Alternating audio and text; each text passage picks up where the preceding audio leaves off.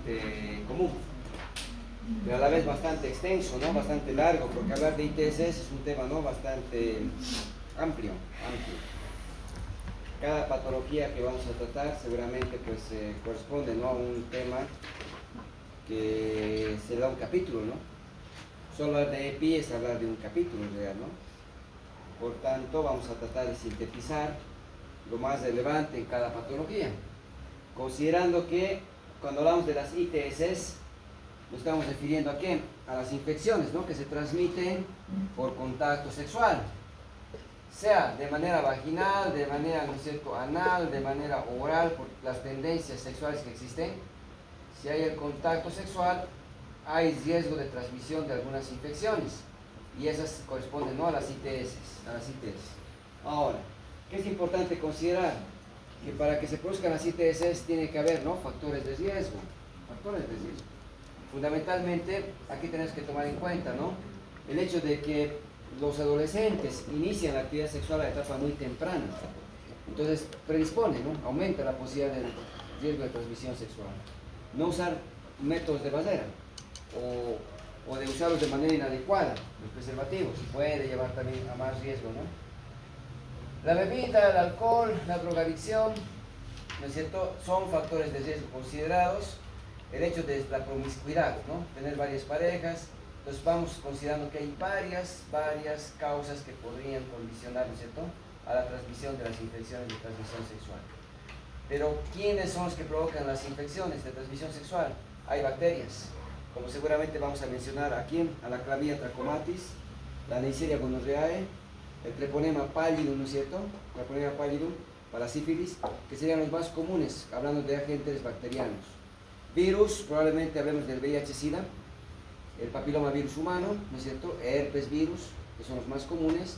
Parásitos, si bien puede haber, ¿no?, la Trichomona vaginalis, que es un protozoario flagelado, ¿no?, que es bastante frecuente en cuanto a las infecciones de transmisión sexual, pero también podríamos hablar, ¿no?, Tirus pubis, por ejemplo, que podría también estar ahí.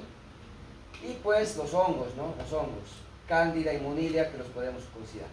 Pues aquí es importante diferenciar, ¿no?, cuáles son bacterias, cuáles son virus, cuáles son parásitos, cuáles son hongos, ¿no?, como un conocimiento básico, porque el tratamiento también va en función de ello, ¿no? No es lo mismo tratar un virus que tratar una bacteria o que tratar a un parásito, ¿no? El esquema es distinto. De tal manera que cuando hablamos de infecciones de transmisión sexual hay que saber, ¿no?, identificar el agente etiológico, saber reconocer, ¿no?, qué cosa está produciendo y en función de ello poder dar el tratamiento. Ahora bien, es muy común que la paciente mujer llegue a la consulta con síntomas como por ejemplo el flujo vaginal. Es muy común, embarazada o no embarazada, el flujo es ¿no es cierto?, es un dato clínico muy común en la consulta. Ahora bien, ahí va el problema. Este flujo muchas veces van a ver en el hospital, lo vamos relacionando a qué? Hay una ITS. Y le decimos, ¿no?, tiene que recibir tratamiento su pareja, porque tiene una infección que se transmite, ¿no?, con las relaciones sexuales. Solo el mencionar eso ya está creando problemas en la pareja. ¿Por qué? Porque al hablar que se transmite con la relación sexual, ya la paciente dice, me ha engañado, me ha contagiado. O al revés, el varón le dice, ¿de dónde te has contagiado? Y ese es el problema grande. No todo flujo va a ser sinónimo de una infección de transmisión sexual. Y ahí entra la diferencia. ¿Qué es vaginosis y qué es vaginitis? No es lo mismo. Porque si hablamos de vaginitis, estamos hablando de un proceso inflamatorio, de un proceso infeccioso, que es provocado por un agente externo. Es decir, ahí está involucrado ¿qué? El contacto sexual. Haya habido una relación sexual. La Trichomona vaginalis, ¿no es cierto?, ha llegado de alguna manera al canal vaginal. Y una de ellas puede ser el contacto sexual. Es una ITS, hemos dicho la tricomoniasis. Pero es que no todas las veces la tricomona puede llegar por contacto sexual. Está descrito que la tricomoniasis se puede dar por contacto con prendas de vestir contaminadas, los fomites, el ir a una piscina, el compartir tal vez, ¿no?, que se preste tal vez el traje de baño, la ropa interior, las toallas, el utilizar baños públicos, claro, puede también transmitir la infección. Por eso nuevamente insisto, el tema del flujo vaginal, el tema de las infecciones, hay que manejarlas con mucho cuidado, porque crea conflicto en la pareja. La tricomona vaginal no es sinónimo de relación sexual, no es sinónimo de contagio o de transmisión por contacto sexual, ¿no es cierto? Ya crea conflicto. Estamos viendo que la tricomonía se transmite también por fomites, y eso hay que tomar en claro. Ahora, hablando de la vaginitis, es un proceso infeccioso, hay un agente externo que no radica en la vagina, ha llegado de alguna manera ahí, ya sea por contacto sexual o por fomites, pero llegó, se instaura un proceso inflamatorio, infeccioso, es un agente externo, no es saprófito. Ahí puede usted tomar en cuenta que las ITS estarían incluidas. Pero ¿qué es la vaginosis? La vaginosis es un desequilibrio en el medio interno, ya es un crecimiento anormal, exagerado, de un microorganismo que vive en el canal vaginal, ¿no es cierto? Y que ahora me da clínica. A ver, la Gardnerella vaginalis. La Gardnerella vaginalis vive en el canal vaginal, vive, es saprófito.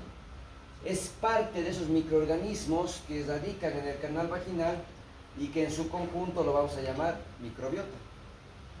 Cuando hablamos de microbiota o hablamos de microbioma, como también se lo llama, son los microorganismos que viven en una región, pero que viven de manera saprófita. Por ejemplo, en la boca tenemos microorganismos. Ninguno me provoca enfermedad. Radican en mi boca, son la microbiota, ¿no es cierto?, de la cavidad oral. En el recto hay bacterias, lo mismo. Me ayudan a diferentes procesos incluso. Pero esas partes de esas bacterias son saprófitas, son su microbiota que tiene en el colon. Y ahora vemos que el canal vaginal también tiene su propia microbiota, ¿no es cierto? Entonces, ¿qué pasa? Aquí viven bacilos de Doderlein, viven Streptococcus, estafilococos, viven las Gardnerella vaginalis, viven una gran cantidad de microorganismos que evitan que gérmenes patógenos ingresen y se proliferen y colonicen la vagina. Entonces, de tal manera que estos microorganismos viven en armonía con el huésped, con la paciente. Ahora, ¿qué pasa si Gardnerella empieza a crecer en mayor proporción? Si crece en mayor cantidad que el resto, empieza a haber síntomas. La paciente tiene flujo. Pero el flujo que está presentando es porque hay un desbalance en su propio organismo. Se ha alterado el medio interno, su equilibrio de su canal vaginal. Entonces, esa es la diferencia. La vaginosis no está relacionado con las ITS. La vaginosis es provocada por agentes saprófitos, por microorganismos de la propia microbiota. Entonces yo les preguntaría, ¿cuál es la diferencia entre la vaginosis y la vaginitis? ¿Cuál sería? La vaginitis es un proceso infeccioso. Fuerte. Que la vaginitis es un proceso infeccioso y que hay un agente externo que invade la vagina. Eso tiene que quedar el mensaje casi claro. La vaginitis es un proceso infeccioso, donde la gente es externo, ¿cierto?, que ha llegado al canal vaginal y ahora está provocando, ¿no?, la clínica. En cambio, la vaginosis es el crecimiento, ¿no?, de un microorganismo que forma parte de la microbiota, que no tiene ninguna relación con la ITS, ¿no es cierto? No tiene relación. Por eso es que ahí nos planteamos, ¿no?, deberíamos dar tratamiento a la pareja. No habría por qué. No habría por qué. Y la paciente viene, ¿no?, con óvulos, le damos óvulos, seguimos destruyendo más microbiota, ¿no? Pasa una semana, otra vez el flujo, seguimos dando más óvulos y otros de más espectro, y hay pacientes que están meses con óvulos y óvulos y óvulos, no mejoran. Cuando en realidad lo que hay que restituir, que es el equilibrio del canal vaginal, ¿no? Hoy en día hay óvulos, ¿no?, que favorecen a la propia microbiota, ¿no? Hay bacilos de Doderlein que vienen en sus cápsulas, hay una serie de medidas higiénicas, ¿no?, sobre todo. La paciente, si se hace duchas vaginales, está alterando el pH, está alterando el equilibrio, ¿no es cierto?, del canal vaginal. Eso favorece a las vaginosis, eso favorece a la vaginosis. Entonces, eso es muy importante tomar en cuenta para un punto de partida, ¿ya? No todo flujo es sinónimo de ITS. Entonces, seguramente, hablar de la microbiota, es decir, ¿no?, microorganismos saprófitos, claro. Hay quienes los llaman también patógenos oportunistas, así se los llama también. ¿Por qué? Porque estos microorganismos que viven en el canal vaginal, viven en el canal vaginal. Pero ¿qué pasa si se suben al útero y llegan a la cavidad uterina? Ya no son saprófitos, ahora son patógenos y provocan infección, ¿no es cierto? Y ahí empiezan los problemas, ¿no?, de la endometritis. En el tacto vaginal, ¿qué hacemos en un parto? ¿Qué hacemos con el tacto? arrastramos microorganismos del canal vaginal al cervix. Y cada vez que hago un tacto le sigo llevando más microorganismos al cervix. Su propia flora la estoy llevando al cervix. Y si llega al cervix se van a entrar a la cavidad uterina y me van a provocar un proceso infeccioso. Hago una cesárea, la microbiota que vive en mi piel ahora se entra al peritoneo. Ellos no debían estar ahí, provocan infección. Por eso les llamamos, ¿no es cierto?, patógenos oportunistas, ¿no? Patógenos oportunistas. Porque pueden provocar enfermedades en algunos casos, como los que estamos mencionando, ¿no? Pero por lo general, pensemos que ellos van teniendo cambios, pero se van, ¿no es cierto?, adecuando a las condiciones de nuestro medio, ¿no? Y es lo más importante. No necesito que aprendan la lista, ¿no? ¿Cuáles son aerobios facultativos? ¿Cuáles son los anaerobios? Porque si se dan cuenta, la lista es grande, ¿no? En lo que es la microbiota vaginal se ha encontrado una gran cantidad de microorganismos. Vamos a destacar siempre hablar, ¿no?, del bacilo de Goderlein, ¿no?, del lactobacillus. Es el más importante, es el más frecuente. Sin embargo, estamos viendo que no es el único microorganismo que va a radicar en el canal vaginal, ¿no? En el canal vaginal. Entonces, cambia las características de la microbiota de acuerdo a la edad. No es lo mismo la niña, la adolescente que la adulta. No es lo mismo en la etapa, ¿no es cierto?, menstrual, que la fase proliferativa, en la fase, ¿no?, posterior a la menstruación, por ejemplo. No es lo mismo cuando la paciente utiliza anticonceptivos, cuando realizan alguna cirugía, cambia. Pero básicamente va manteniendo más o menos un equilibrio, ¿no?, de manera constante para no provocar, ¿no?, alteraciones. Entonces, aquí dicho de otra manera, cuando hablo de infecciones exógenas, ¿de qué estoy hablando? De las vaginitis, ¿no? Vaginitis. Por tanto, no es parte de la microbiota, es un agente externo, hemos dicho, ¿no? Está asociado sobre todo a ¿quién? Factores del microorganismo, es decir, si llega, ¿no es cierto?, la HPV al cuello de la mujer, el cuello uterino lo elimina y el HPV no queda en el cuello, se elimina. Pero ¿qué pasa si el HPV es agresivo, es virulento? El HPV se queda prendido, ¿no es cierto?, se pega al cuello y no se suelta. Y ahí empieza, ¿no?, a hablar lo que es la infección persistente. El HPV cuando llega al cuello uterino y se queda 18 meses, un año y medio, yo voy a hablar de infección persistente. Y a partir de ahora, el HPV ya empieza a provocar cambios celulares, displasia. Y ahí vienen las lesiones intraepiteliales, ¿no? Bajo grado, alto grado, cáncer. Cáncer. Entonces, el problema es cuando el HPV es virulento, cuando es agresivo y se queda en el cuello, porque después el cuerpo lo elimina. Y eso es la razón. Las infecciones exógenas están provocadas por microorganismos que tienen mecanismos para persistir en el canal vaginal, multiplicarse, ¿no es cierto?, y provocar infección. Entonces, ese es el resumen de lo que es la vaginitis. La vaginosis, hemos dicho, los microorganismos son parte de la microbiota, ¿no? Hay una alteración en el equilibrio. Aquí depende sobre todo, ¿quién? Del huésped. Si la paciente se hace duchas vaginales, cambia el pH, ya no es ácido, y favorece que, ¿no es cierto?, que empiece uno más a crecer que otros. Si la paciente se estresa, tiene cambios hormonales, eso afecta el pH, afecta las condiciones del medio interno y puede provocar que aumente también el crecimiento de algunos de los microorganismos y se produce la clínica, ¿no? No tiene participación, ¿no? La actividad sexual son parte de las ITS, ¿ya? Nada más, eso es lo que quiero que se salten de este cuadro, nada más en este capítulo. ¿Por qué? Porque cuando hablamos de las ITS, vamos a agrupar en diferentes síndromes. La paciente puede venir porque tiene flujo vaginal. Pero ¿quiénes provocan flujo vaginal? Tricomoniasis, candidiasis, clamidia, ¿no es cierto? Clamidia, hay varios gérmenes. Y cuando tiene varias causas, un cuadro, ¿cómo se llama? Síndrome, ¿no? Entonces ahí hablamos de un síndrome de flujo vaginal. Por tanto, hablar del síndrome de flujo vaginal me obliga a pensar, ¿no es cierto?, en todas las patologías que provocan flujo a nivel del canal vaginal. Vamos a ver que hay varios. La tricomona, la cándida, vamos a ver con frecuencia, vamos a encontrar las vaginosis, ¿por qué no también? Pero sobre todo, puede haber un flujo que venga del cervix, ya provocado por la gonorrea, ¿no?, y la clamidia, porque ni la clamidia ni la gonorrea afectan el canal vaginal. Tienen una característica muy particular estos dos microorganismos. Generalmente van juntos. Si hay gonorrea, hay que buscar a clamidia. Y si voy a pensar que van juntos, hay que considerar el tratamiento generalmente de los dos. Otro, estos dos afectan uretra, muy característico, la uretritis. Muy característico, no afectan vulva, no afectan canal vaginal, se van directo al cervix. Y del cervix no afectan útero, no afectan endometrio, no afectan miometrio, se van directo a las trompas. Y ahí es el problema, que si no las detecto, si no las trato, van a inflamar las trompas y pueden provocar, ¿no es cierto?, que la trompa se estreche.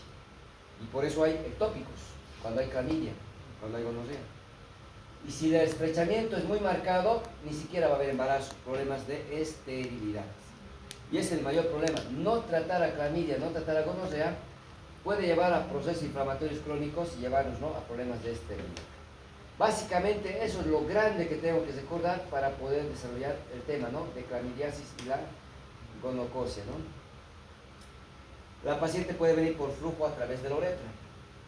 Uretritis, ¿no? Uretritis. ¿Cuáles son los gérmenes más involucrados? Ya lo hemos dicho.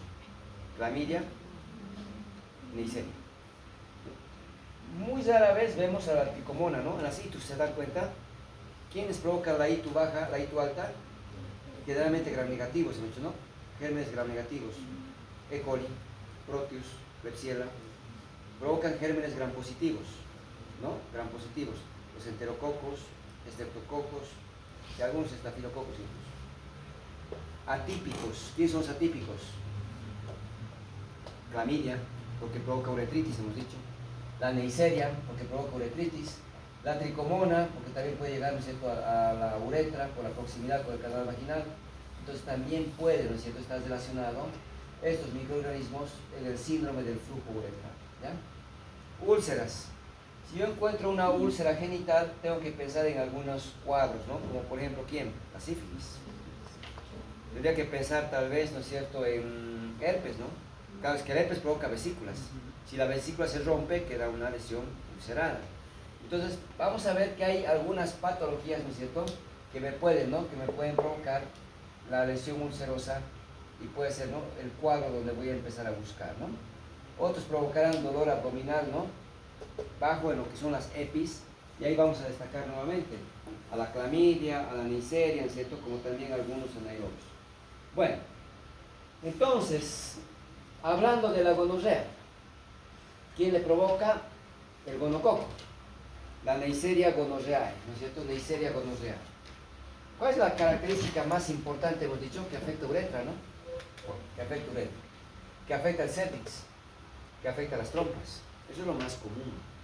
Entonces, ¿a quién le va a provocar mayor sintomatología que va a motivar que venga al consultorio? Al varón. Al varón. Porque si provoca uretritis,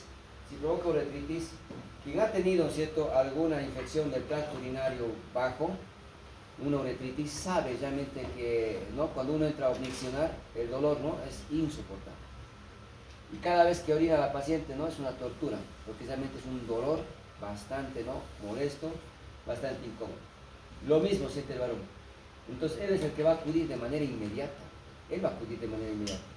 Y a raíz, ¿no es cierto?, de encontrar el antecedente de que hay, ¿no es cierto?, flujo purulento a través del meato uretral, ya pienso en la gonorrea, ¿no? Porque es lo más típico de la gonorrea, ese flujo purulento a través de la uretra. Por eso se llama, ¿no?, la gota matinal, también la llaman a la gonorrea, ¿ya? Entonces, eso es lo más importante, porque puede ser que la paciente al principio no tenga la uretritis, sino tenga la cervicitis, por ejemplo, y puede al principio no tener la clínica, ¿no?, como estamos demarcando que tiene el varón. Entonces, ¿cómo voy a sospechar de la gonorrea? Primero, un contacto sexual, ¿no es cierto?, de riesgo, eso es muy importante, que pase por lo menos un periodo de incubación de 2 a 5 días, ya empieza la clínica. Generalmente es el varón el que viene por ese flujo purulento a nivel del meato, pero también puede ser que el flujo purulento lo note la paciente, ¿no? Y es lógico pensar que si afecta uretra, ¿qué síntoma va a provocar? Disuria, ¿no? O la quiuria, ¿no? Es lo más típico. Pero cuando hablamos de ITS, no se van a olvidar, ¿no? Vamos a ver que algunas provocan flujo, pero algo muy característico de las ITS es el prurito, ¿no? Prurito genital, y es la dispareunia. la dispareja, ¿no? El dolor, las molestias durante la actividad sexual. Entonces, esos datos clínicos me van a ayudar un poco a poder describir los diferentes cuadros. Porque si tengo flujo purulento por la uretra, le asocio que tiene disuria y tiene polaquiuria. Tiene entonces, la mujer puede tener también disuria, polaquiuria, flujo purulento por la uretra. Puede haber flujo purulento a través del cervix, ¿no?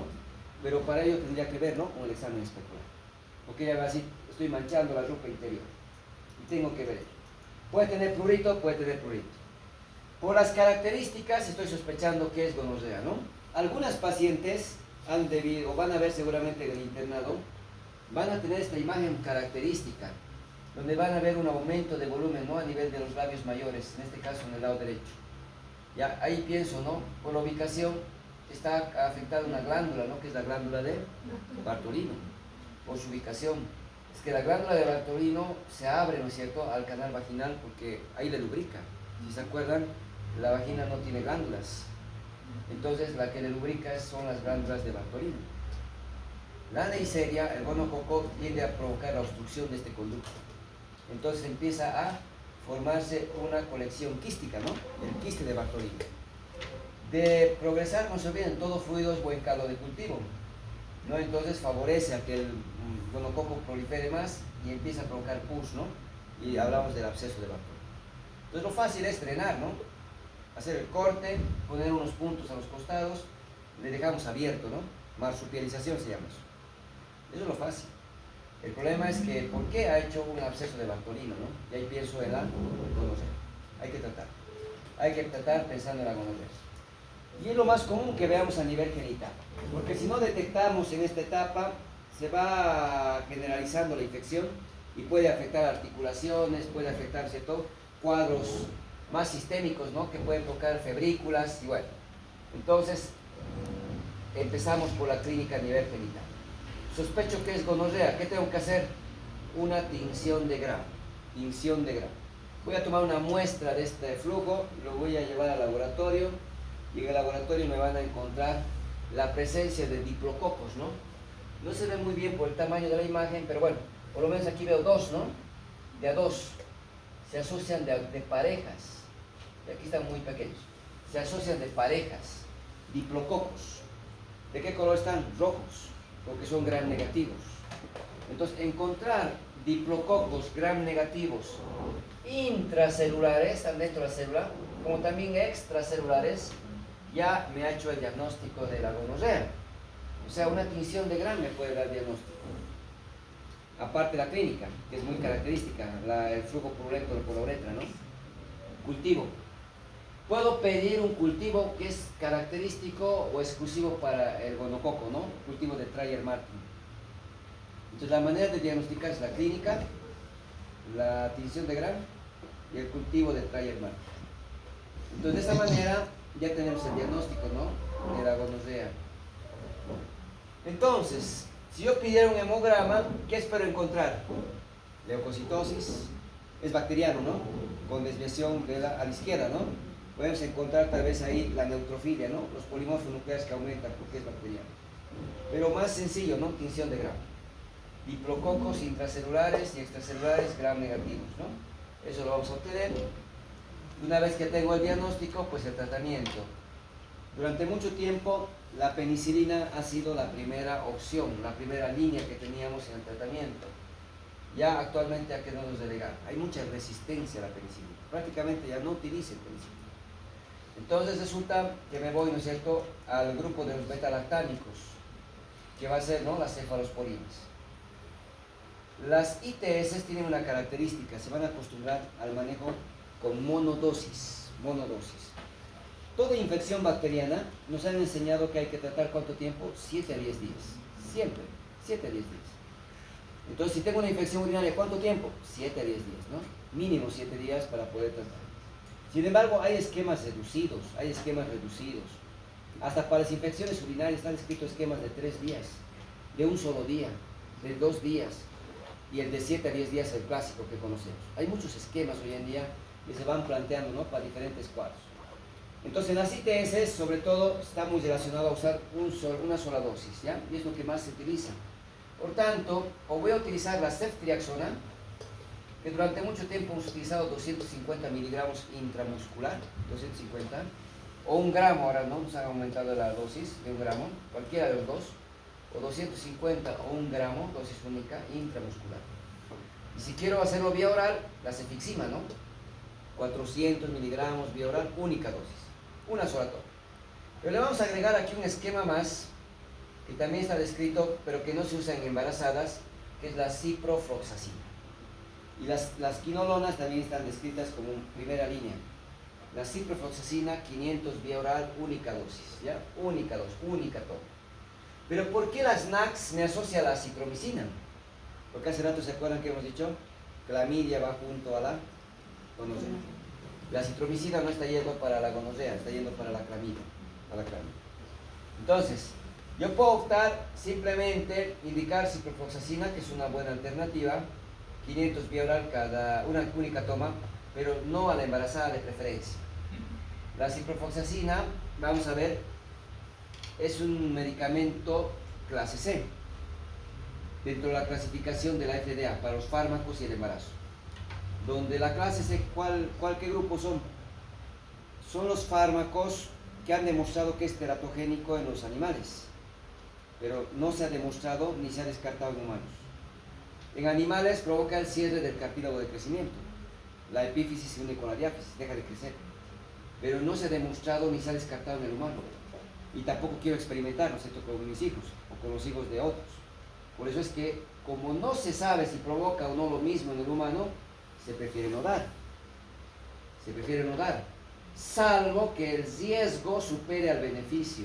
Perdón, salvo que el beneficio supere al riesgo, ahí se puede dar. Hay muchas pacientes que han recibido ciprofloxacina y no ha provocado ningún efecto en los niños humanos. Entonces, hemos recibido muchos ya cuadros que no teníamos otra alternativa que dar cipro y no se ha visto el efecto adverso. Probablemente de aquí a un tiempo se dé luz verde para usar la cipro, pero de momento dice con cautela, de preferencia no lo use, de preferencia. Y el otro grupo son la clase C, ¿no es cierto? Los fármacos que no se ha demostrado ni en animales ni humanos si provoca o no, que es la mayoría de los fármacos que ahí pertenecen. Porque hoy en día experimentar con humanos, difícil, ya no se puede. Y con animales cada vez es peor, ya no se puede estudiar ni investigar con animales, porque hay muchas normas, hay muchas leyes que van también en defensa de ellos. Entonces, la mayoría pertenece a clase C, donde yo no sé si le provoca o no efectos en el embarazo, ¿no? Entonces, déjenlo ciprofloxacina como hay pendiente, como una opción. Si la paciente es alérgica a las penicilinas, pensemos que puede también ser alérgica a las cefalosporinas. Decimos, ¿no? Las cefalosporinas son las primas de las penicilinas, claro, son betalactámicos. Entonces se ha visto de que la mejor alternativa frente a una alergia, ¿qué es? Macrólidos, la eritromicina, ¿ya? Y eso es regla. Tengo un cuadro faríngeo, no puedo darle penicilina porque es alérgica, eritromicina. Más fácil, ¿no? Acitromicina, una sola dosis. Es macrólido, puedo utilizar.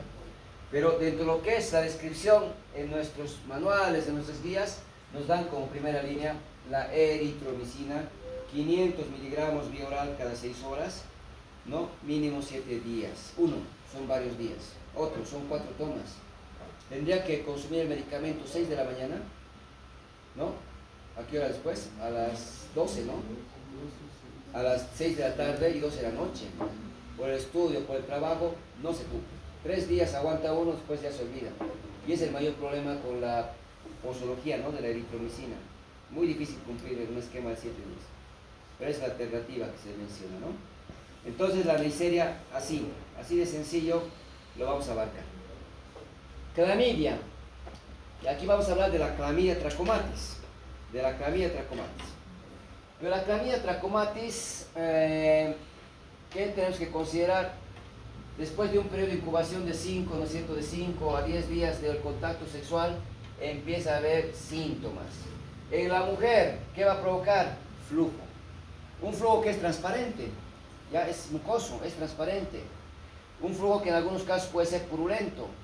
Bueno, puede tener ese aspecto o amarillo o ser claro, ¿no?, transparente. Como toda ITS que hemos dicho que va a tener, prurito y dispareunia, ¿no es cierto? Prurito y dispareunia. Como sabemos que clamidia afecta uretra, ¿qué va a tener? Disuria y polaquiuria. Ya tengo la clínica, y ahí tengo la clínica. Entonces, ¿cómo vamos a confirmar la presencia de clamidia? ELISA. ELISA.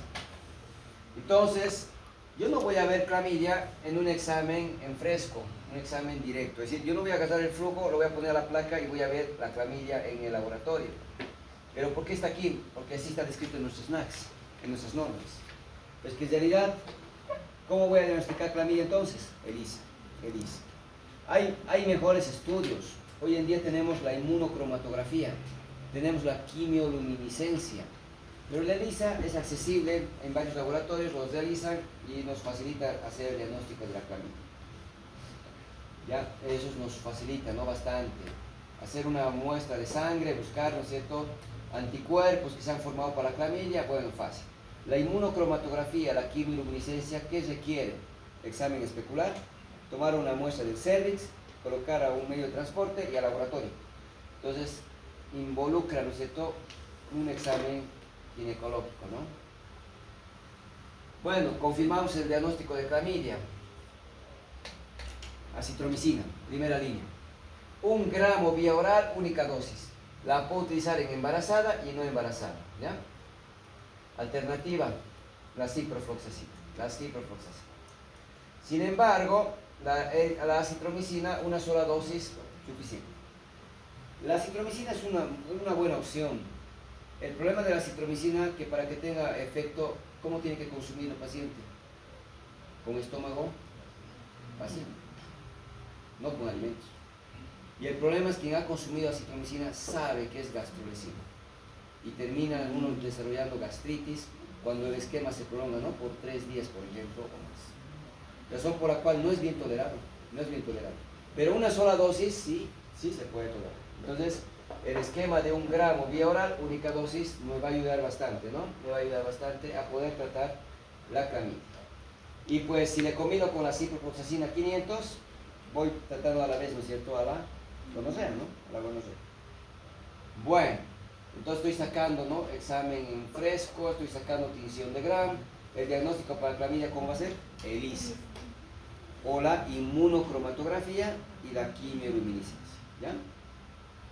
Pues eso es las NACs que les hemos usado. Las NACs son 2013. Estamos hablando de ¿cuántos años atrás? 10 años. Un protocolo debía actualizarse cada año. Cuando mucho ya 2 años, ¿no? Una norma cada 2 años. Ya este año están en revisión de algunas normas de las NACs. Ya va a haber una nueva NAC seguramente para el 2024. Que hay muy buen trabajo en algunas especialidades, ¿no? Que ya la vamos a ir seguramente difundiendo. Entonces, otra infección que vamos a tratar, la tricomoniasis. ¿Cuál es el agente etiológico? La tricomona vaginalis. Habíamos dicho, es un protozoario, flagelado, ¿no? Es móvil. Entonces es un parásito, ¿no? Después de un contacto sexual y un periodo de incubación que es muy variable, ¿no?, de 4 a 20 días, empieza a haber una clínica que es muy característica, porque si veo este flujo verdoso o amarillento, ahí verde se ve, ¿no?, o amarillento con espuma, eso es lo típico, burbujas de aire, eso me va a ayudar a reconocer que es tricomona. Entonces, viendo macroscópicamente ya me doy cuenta que es tricomoniasis. Pero ¿qué más tiene olor fétido? Si es una ITS, ¿qué va a tener? Clorito, dispareo. Hemos dicho que afecta a la uretra. ¿Qué va a tener? Disuria o la quimio. Entonces ya tenemos la clínica de la tricomoniasis. Ya tenemos. Pero lo más característico es el flujo, ¿no? Verde o amarillento con espuma, ¿no? Airado, dice. Y como le va provocando, ¿no es cierto?, el compromiso al cervix, aquí no se ve bien, el cuello, ¿no?, está bien rojo. Está edematizado, está congestivo.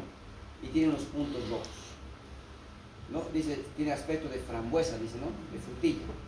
Entonces, eso es lo típico para reconocer clínicamente la tricomona. Le hago la tinción de Gram, le tomo una muestra con el hisopo, lo extiendo en la placa. No hago tinción de Gram, hago un examen en fresco, ¿no? Lo extiendo en la placa y lo mando al laboratorio. Para que en el laboratorio vean, y aquí veo células que se han descamado del canal vaginal, son células planas. La vagina tiene epitelio pavimentoso, estratificado, no queratinizado. Epitelio de revestimiento, eso estoy viendo. Ah, pero aquí veo a la tricomona. La voy a ver a la tricomona. Entonces, eso es examen en fresco, ¿no? La forma de diagnosticar es observando la tricomona en el flujo y en la muestra que hemos mandado. Examen en fresco. Ya tengo el diagnóstico de tricomona. ¿Cuál es mi tratamiento? Metronidazol. Metronidazol. El tratamiento para el compromiso vaginal, sobre todo, vamos a usar óvulos, porque está actuando de manera tópica. Entonces, óvulos de metronidazol vienen de 500, hay que usar cada noche, por lo menos, ¿no? 7 a 10 noches, ¿ya? 7 a 10 noches. Por eso que siempre dicen, ¿no? 10 noches, como máximo. Y bueno, ¿qué vamos a recordar? ¿Le puedo dar metronidazol a la embarazada? Sí. Sí. Pero es que aquí dice que no. El metronidazol, durante mucho tiempo, era prohibido dar metronidazol. Hasta el 2004 todavía, ¿no? Cuando estaban internados, me acuerdo, era prohibido dar metronidazol. No dábamos. 2005, ni pasa un año, ya estábamos trabajando de médicos y nos dicen, den metronidazol. Segundo trimestre, tercer trimestre, no le hacen nada, denle metronidazol.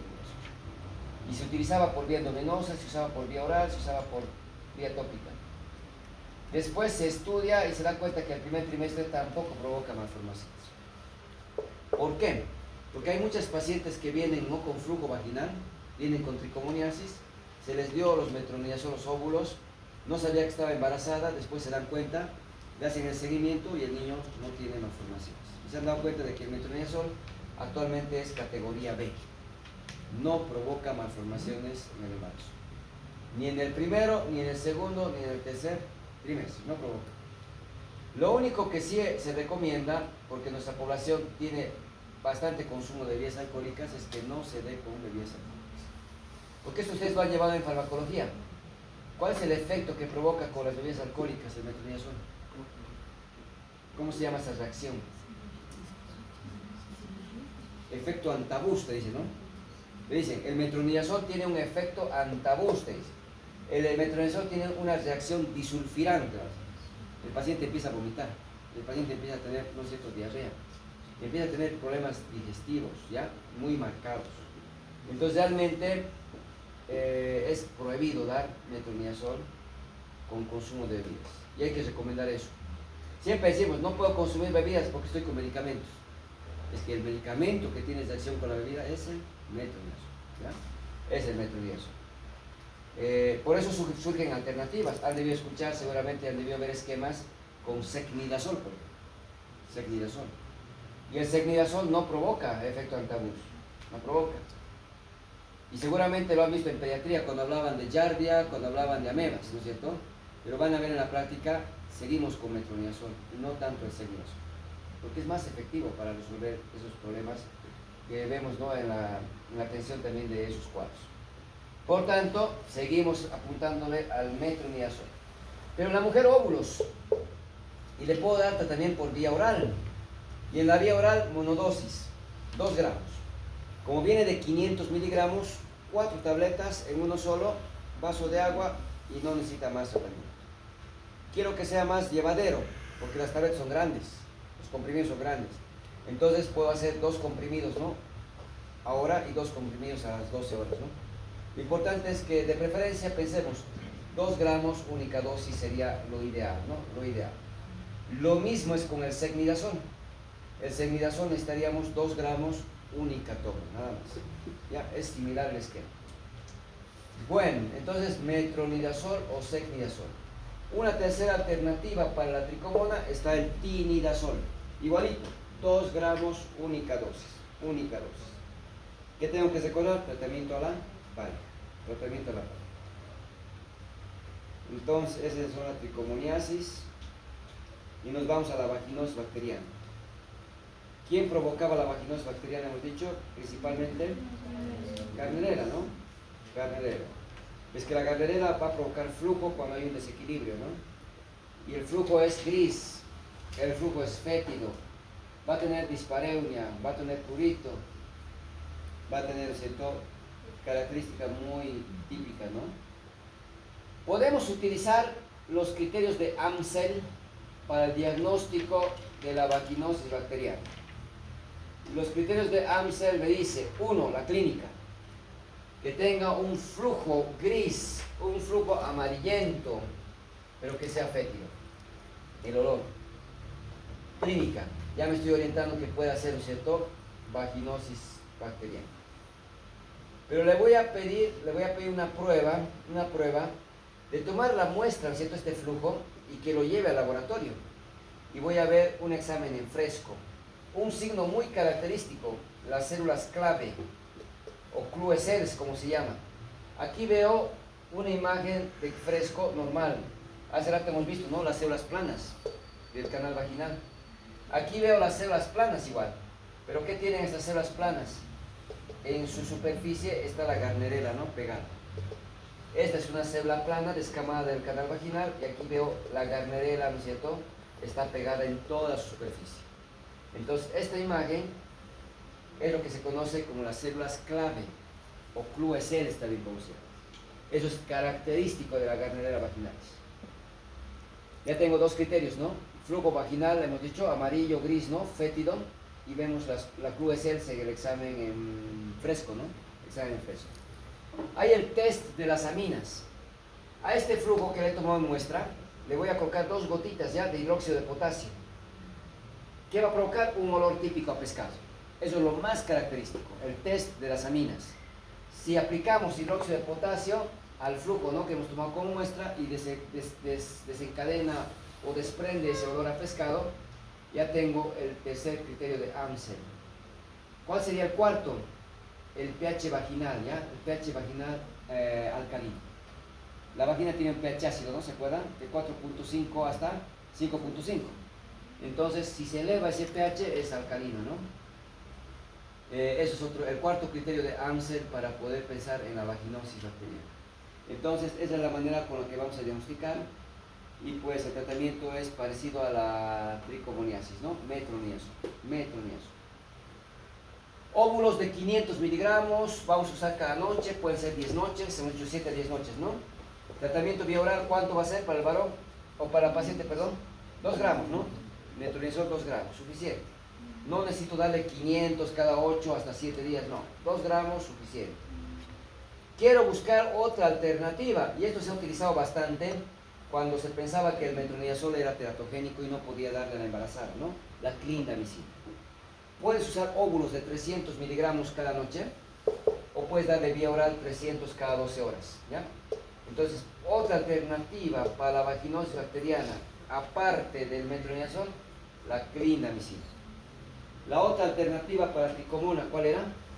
Secnidazol y el tinidazol, ¿no es cierto? Tinidazol.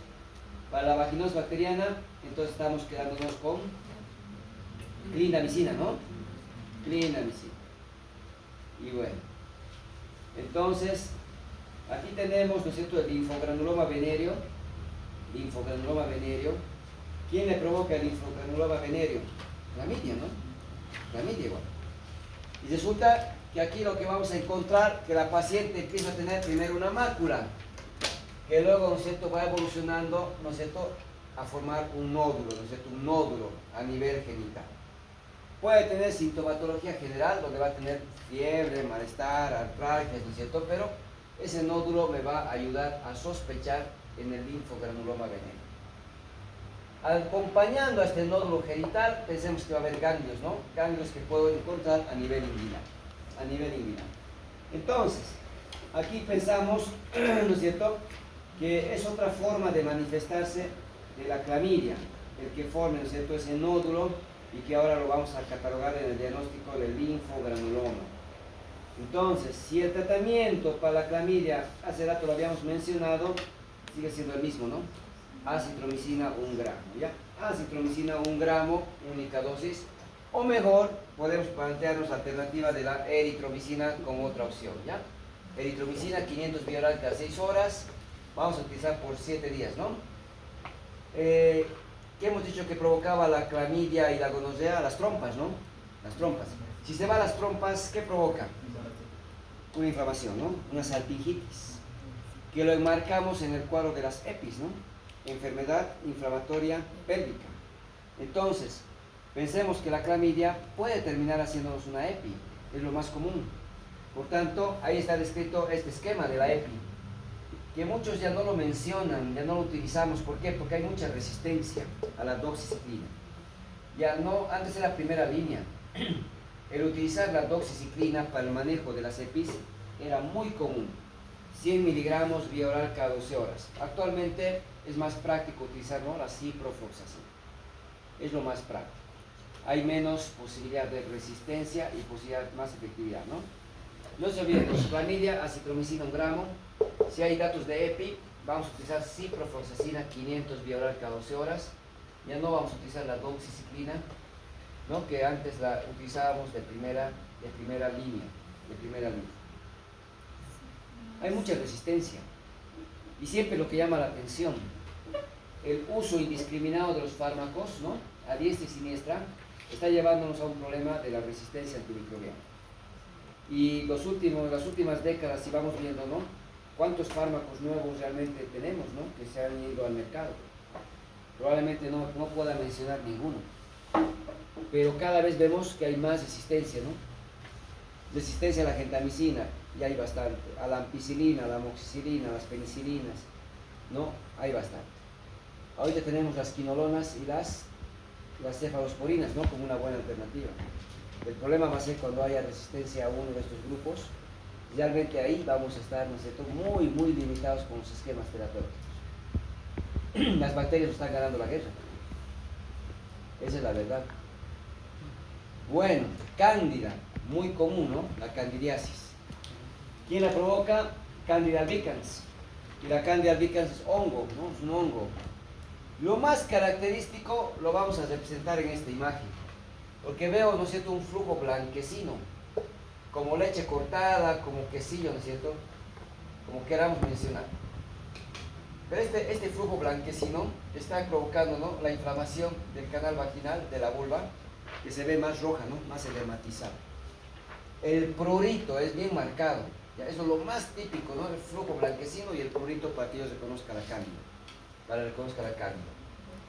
Aquí vamos a considerar entonces que va a provocar dispareunia, va a provocar prurito, el flujo blanquecino. Como diagnóstico, examen en fresco, tomo una muestra, ¿no?, una muestra del flujo vaginal, lo llevo al laboratorio y tienen que ver IFAs, ¿no?, IFAs de hongos, IFA de Candida albicans. De esa manera ya tengo el diagnóstico. El tratamiento es antimicóticos. Tenemos muchos fármacos, ¿no?, para poder utilizar. Miconazol, ketoconazol, clotrimazol, fluconazol, la nistatina. Hay muchos fármacos hoy en día y combinados incluso, ¿no? Ahí tienen varios, seguramente ustedes en la cabeza, de líneas, ¿no?, farmacéuticas, como el Trimonil Plus, pues, donde van combinando, ¿no es cierto?, diferentes fármacos para poder tratar infecciones, ¿no?, polimicrobianas. Sin embargo, en los esquemas que vamos a repasar, siempre acostúmbrense a usar nombres genéricos, porque así ustedes saben, ¿no es cierto?, qué medicamento está recibiendo. A ver, si tengo una candidiasis vaginal, vamos a utilizar un óvulo que es el clotrimazol, porque el clotrimazol lo podemos utilizar en embarazada y en no embarazada, cualquiera. Vienen óvulos, ¿no es cierto?, vienen óvulos de 100 miligramos, podemos usar 7 noches, ¿ya? 7 noches. Otro óvulo que ya tenemos en el mercado es el fluconazol. El problema del fluconazol es que no se utiliza en embarazadas, no se recomienda usar en embarazadas. Entonces, puedo utilizar en óvulos, sí, en la población que no está gestante, al igual que toconazol, miconazol, cualquiera, ¿no? Pero en la embarazada hay que tener mucho cuidado, de preferencia el clotrimazol. Puedo utilizar distatina, en la embarazada también puedo usar distatina, 100.000 unidades, ¿ya? Vienen aplicadores, se puede dar 1 a 2 gramos por vía vaginal cada noche, ¿no es cierto?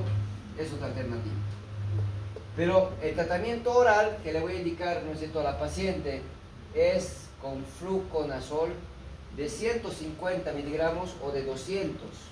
Ya tenemos incluso la de 200 en nuestro medio, única dosis, vía oral, ¿ya?, para poder considerar como el mejor esquema de tratamiento por vía oral, siempre y cuando la paciente no esté embarazada. Medidas siempre, ¿no?, higiénicas, ¿no? El proceso inflamatorio se lo puede ir controlando con baños de asiento, ¿no?, con agua con manzanilla. La manzanilla tiene una propiedad antiinflamatoria, ¿no? Antiinflamatoria, ayuda mucho. Sin embargo, tenemos distintos antisépticos o jabones, ¿no es cierto? Antisépticos que se puede utilizar, ¿no? Saforela, por ejemplo, que puede utilizarse pero en la parte externa, ¿no? En la región vulvar, para aminorar los síntomas y ayudar, ¿no? En el tratamiento. Ver, entramos ahora a otro cuadro, la sífilis. La sífilis es una infección, ¿no es cierto?, bastante compleja. Primero, ¿cómo se transmite la sífilis? Por contacto sexual. Por contacto sexual. ¿Cómo se transmite la sífilis? Por transfusión sanguínea, por trasplante de órganos. Muy raro ya ver eso. Para transfundir sangre, primero que los donantes son sometidos a pruebas bastante estrictas, ¿no? Porque si voy a donar, me hacen pruebas, ¿no? De VIH, de Chagas, me hacen una serie de estudios, ¿no? De las ITS, porque pues no puedo someter a un riesgo, ¿no? Durante el acto transfusional al receptor. Uno. Segundo, ¿no es cierto? Obviamente pues el hecho del control que se hace es raro, ¿no? Que llegue una sangre contaminada al paciente, ¿no? Al paciente. Pero está descrito. Esta no puedo olvidar, la transmisión vertical. Cuando escuchen transmisión vertical, estamos hablando de ¿qué? Madre, ¿no es cierto? Al niño, madre al niño. Que puede ser que ha pasado por la placenta, ¿no? Y le ha llegado al feto en el embarazo. Puede ser el contacto, ¿no es cierto?, con los fluidos cuando el niño sale por el canal del parto, es la otra vía, o bien en el puerperio con la lactancia. Entonces, cuando hablamos de transmisión vertical es madre a hijo, durante el embarazo, durante el parto o durante el puerperio. Ya, el puerperio hablo de la lactancia. Entonces, consideremos, ¿no es cierto?, esta transmisión vertical como una causa importante también para poder considerar en el manejo. Ahora bien, ¿quién le produce la sífilis? Hace rato hemos dicho, ¿no? El Treponema pallidum. Es una bacteria, es una espiroqueta, ¿no es cierto?, que la vamos a detectar con pruebas que me van a mostrar de manera no directa al agente, pruebas treponémicas se llaman, y otras pruebas que buscan anticuerpos, que de manera indirecta me dicen que estamos frente a la infección por el Treponema pallidum, ¿no? Las no treponémicas, ¿no? Entonces, eso es muy importante. La sífilis, de una manera simple, aquí la vamos a clasificar: sífilis primaria, secundaria y terciaria. Las podemos agrupar, porque también es común hablar de sífilis temprana, cuando estoy hablando de la sífilis primaria y secundaria. Pasa la sífilis secundaria, entra una fase latente, donde el paciente, ¿no es cierto?, puede tener síntomas muy vagos, muy difusos, poco específicos, o puede estar asintomático también, y luego pasa la sífilis terciaria, que sería la sífilis tardía, donde ya vienen las complicaciones de gravedad, ¿no es cierto?, a nivel cardíaco, a nivel vascular o a nivel del sistema nervioso. Por tanto, hay diferentes etapas de la, ¿no es cierto?, de la sífilis. Sífilis primaria. Lo más característico es esta lesión, ¿no es cierto?, la úlcera, que esta imagen nos muestra las características que tenemos que fijar, ¿no?, en cuanto a la lesión de la sífilis. Porque es una úlcera que está bien delimitada. Sus bordes están bien delimitados, bien circunscritos. Sus bordes están elevados, sus bordes son endurecidos. ¿Cómo está la base? Limpia. No tiene sangre, no tiene pus, no tiene zonas de necrosis, ¿no? Eso es lo típico que vamos a encontrar, pero lo más llamativo, que no provoca dolor. Es indolor. Es indolor. Junto a esta úlcera que estoy viendo a nivel genital, por ejemplo, del varón, a nivel del glande, a nivel del prepucio, puede estar a nivel, ¿no es cierto?, de la región vulvar, ¿no?, labios mayores, menores, puede estar en la lengua, puede estar en la orofaringe, los labios. Por las diferentes tendencias sexuales encontramos en diferentes sitios la lesión. Lo típico, no duele. Si es la región genital, acompañando a la úlcera voy a ver ganglios en la región inguinal, ¿no? Por el drenaje linfático es lo que tengo que recordar. Esta lesión, como no duele, puede ser que la paciente no venga a la consulta y solita se va resolviendo. Y entre 2 a 4 semanas se resuelve la úlcera. Y pasa a la sífilis secundaria. La sífilis secundaria tiene una clínica muy variada. Por eso la llaman, ¿no?, la gran simuladora, la sífilis. Porque tiene una clínica muy dispersa, muy variada. Podemos encontrar aquellas lesiones que son no palpables, las máculas, o aquellas lesiones que sí son palpables, ¿no? Obviamente lesiones menos de 1 centímetro, que hablamos de las pápulas. Si es una lesión palpable, una pápula, es pequeña, menos de 1 centímetro, voy a hablar del condiloma plano. Si ustedes se acordarán que cuando hablamos de condiloma hablamos del HPV, pero del condiloma acuminado, de aquel que parece, ¿no?, coliflor, de aquel que parece cresta de gallo. Este condiloma, que así se llama plano, tendría que encontrar pápulas. Generalmente estas pápulas, ¿no es cierto?, pueden tener una distribución que afecta el tronco, ¿no?, el dorso del paciente, o puede afectar las palmas y las plantas de los pies. O bien pueden ser máculas, ¿no es cierto?, lesiones pequeñas no palpables que también podríamos encontrar en las regiones que hemos mencionado. Entonces, eso obliga, ¿no es cierto?, a que cuando encontramos máculas, estoy hablando de la roseola sifilítica, y cuando encuentro las pápulas, estoy hablando de ¿quién? De los condilomas planos. Puede haber este tipo de lesiones, ¿ya? Este tipo de lesiones. Ahora bien, hay que considerar que estas lesiones pueden ir regresionando y se resuelve la sífilis secundaria, pasando a una etapa que es asintomática, la fase latente. En la fase latente el paciente no tiene síntomas, y si los tiene son difusos, son inespecíficos. Puede tener febrículas, puede tener malestar, puede tener mialgias, artralgias, astenia, alinamia, pérdida de peso, puede tener síntomas muy vagos, muy difusos, ¿no es cierto? Pero ahí la forma de detectar la infección va a ser buscando, ¿no?, mediante la detección de anticuerpos.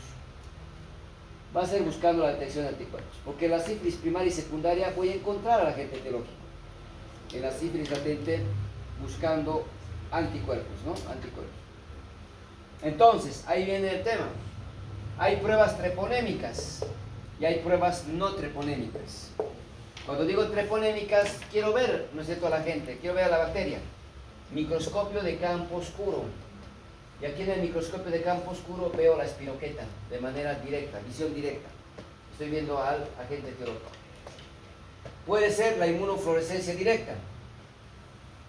Cualquiera de los dos. Puede ser PCR. ¿Qué es el PCR? Reacción en cadena de la polimerasa.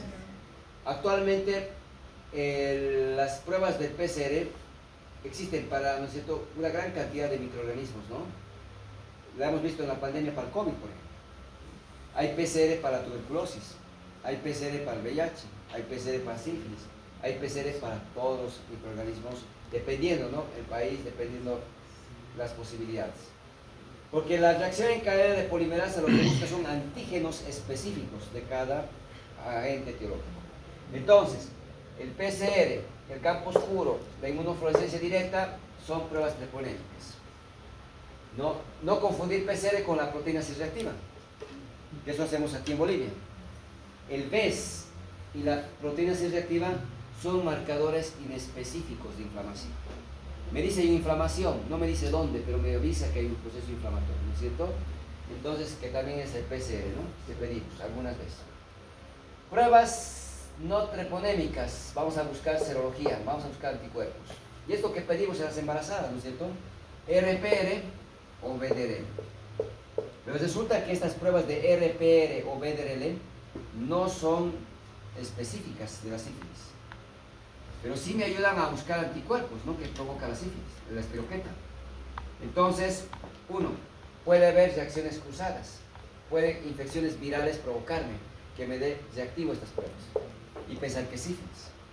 Razón por la cual, cuando hablamos de estas pruebas, ¿no es cierto?, vamos a hablar de diluciones. ¿A qué nos referimos con diluciones? Que voy a tener reactivos, ¿no es cierto?, en tubos de ensayo, y que los reactivos los voy a cada vez preparar, ¿no?, en concentraciones, ¿no?, distintas. O sea, vamos a ir preparando, diluyéndolos cada vez más, ¿no? ¿Dónde está mi marcador? Los vamos a ir preparando, diluyéndolos cada vez más. De tal manera que si yo empiezo con una dilución 1 en 2, ¿a qué me estoy refiriendo? 1 en 2. Que la mitad del tubo, ¿no es cierto?, es el reactivo y la mitad es su solvente, ¿no es cierto? Entonces está altamente concentrado el reactivo. Y si digo 1 en 4, que el frasquito, el tubo justo no está en mi marcador, que el tubo, ¿no es cierto?, que el tubo Lo estamos dividiendo esta vez en ¿cuántas partes? Cuatro, ¿no? Este tubito, la mitad es el reactivo, la mitad es el solvente. 1 en 4, 1 en 2, ¿no? 1 en 4, tendríamos que dividir, ¿no es cierto?, en 4 partes. Esta parte corresponde al reactivo, el resto es el solvente. 1 en 8, tendría que dividir, ¿no es cierto?, en 8 partes. Una partecita nomás es el reactivo, el resto es el solvente. Cada vez voy diluyendo más. Y las diluciones son, ¿no es cierto?, al doble, al doble, al doble. O sea, hay 1 en 2, 1 en 4, 1 en 8, habrá 1 en 16, habrá 1 en 32 y habrá 1 en 64. ¿No es cierto? Y cuando les han hablado del Chagas, seguramente les han hablado, ¿no?, de diluciones de 1,64. Entonces resulta que yo debería pensar que si tengo una reacción de 1 en 2, no tengo certeza de que tenga sífilis. Y eso puede crear problemas. Porque hay pacientes que les da 1 en 2 y le dicen, señora, tiene sífilis. Tiene sífilis. Y hay que tratarle. Y hemos tenido casos en los cuales el esposo viene y dice, ¿por qué tiene sífilis? Porque se entra al internet y dice, infección de transmisión sexual. ¿Y cómo es que ella tiene y yo no? Y ahí empieza a haber problemas de pareja. Y ha habido casos en los cuales la familia o la misma paciente dice, quiero un informe. Y no me voy hasta que me demuestren por qué me dicen que tengo sífilis. Y hemos tenido pacientes que no se han querido ir al hospital hasta que le demuestren que tenía o no tenía sífilis. Es que son diluciones muy bajas, no le podemos decir que tenga sífilis. Se podría repetir, ¿no es cierto?, más adelante una nueva prueba, o pues considerar, ¿no es cierto?, que recién deberíamos dar tratamiento en diluciones de 1 en 8 o más, porque ahí sí hay más posibilidades de que esté frente a esta infección. Entonces, razón por la cual van a escuchar siempre el dicho, ¿no?, entre dar y no dar, mejor dar. Claro, si tiene sífilis la mamá, le va a transmitir al niño y va a tener sífilis congénita. Es que no se trata de dar por dar. Hay que considerar con dilución de 1 en 2, 1 en 4, no deberíamos dar tratamiento. No deberíamos decirle que tiene la infección. Debemos decir que hay una infección que aparentemente, ¿no es cierto?, está ahí presente, hay que estudiar, hay que repetirla. Entonces, probablemente, esto me obliga a que recordemos, ni la RPR ni BDR son específicos para sífilis. Puede haber reacciones cruzadas, puede haber. Tengo la inmunofluorescencia indirecta, ¿no?, la IFI, que también, ¿no es cierto?, estaría dentro de este grupo, ¿no?, de las pruebas no treponémicas. Entonces, de ahí se radica que si vamos a dar tratamiento a una paciente, ¿no es cierto?, lo hagamos a partir de una dilución de 1 en 8, considerando que el propio embarazo me puede dar que las pruebas de RPR y BDR me den positivas, diluciones bajas, cánceres, enfermedades autoinmunes, infecciones virales, la propia malaria me puede dar.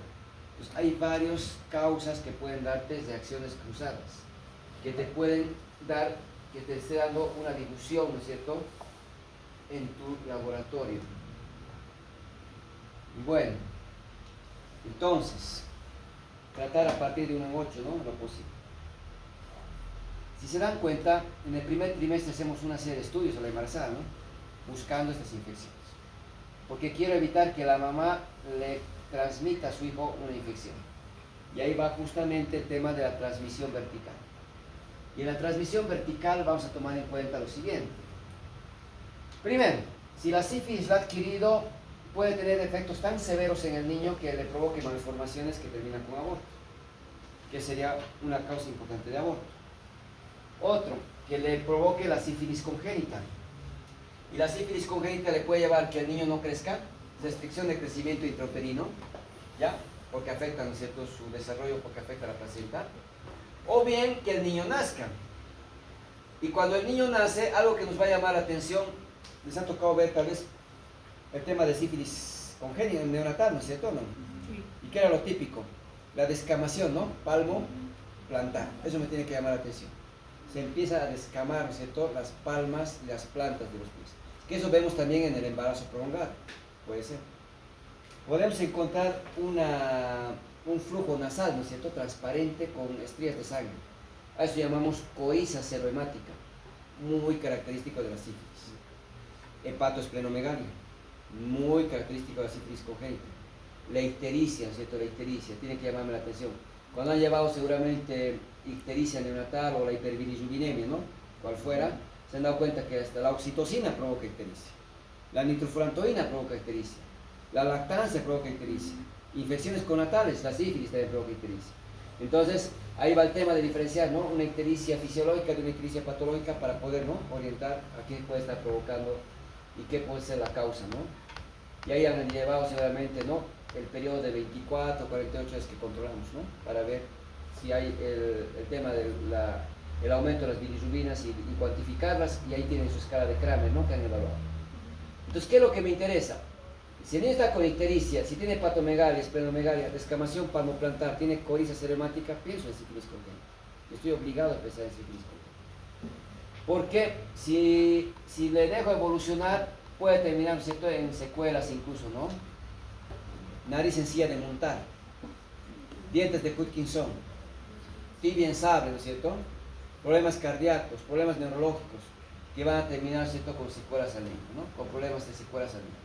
Entonces, de eso radica que mejor no llegar a esto, pues, diagnosticando la infección en la mamá y tratarla, ¿no es cierto?, durante el embarazo, y así evitamos complicaciones en el neonato y a posterior, ¿no? Y a posterior. De esta manera, pensemos entonces que el tratamiento va a ser con penicilina. Y la penicilina es de depósito, la benzatínica. Y seguramente van a ver que el manejo lo hacemos con 2.400.000 unidades, ¿no?, intramuscular, una vez por semana, por 3 semanas. Porque primero la penicilina tiene que atravesar la placenta y llegar al feto. Y como la placenta es una vasera semipermeable, entonces tenemos que hacerlo por lo menos en 3 dosis, ¿no? Aplicando para ir destruyendo al treponema de manera lenta, con una penicilina de depósito. ¿Por qué no utilizar penicilina sódica? Y así la destruyo más rápido y me libero rápido de la infección. Porque al destruir voy a liberar antígenos, ¿no es cierto?, del treponema en gran cantidad a la circulación y me va a provocar una reacción, ¿no es cierto?, que es la reacción de Harris, donde hay un cuadro, ¿no es cierto?, de tipo tóxico para el paciente, ¿no?, que se va a manifestar principalmente por picos febriles marcados, ¿no es cierto?, entre otras manifestaciones, mialgias, artralgias y bueno. Entonces va a haber picos febriles producto, ¿no?, de esa elevada cantidad de antígenos que son liberados a la circulación materna. Al treponema no hay que destruirlo rápido, hay que destruirlo de a poco, con penicilina de depósito. Entonces, penicilina benzatínica, 2.400.000, intramuscular, una vez por semana, por 3 semanas. Tratamos como una sífilis tardía, ¿ya? Como una sífilis tardía. Y a la pareja le tratamos, ¿no es cierto?, como sífilis temprana, con una sola dosis, ¿no? Una sola dosis de penicilina benzatínica, ¿no? Bueno, ya estamos en hora. Vamos a quedar aquí, no nos falta mucho. Condilomas y VIH, ¿no? Bueno, el examen ustedes tienen el martes, ¿no? El lunes, ¿no?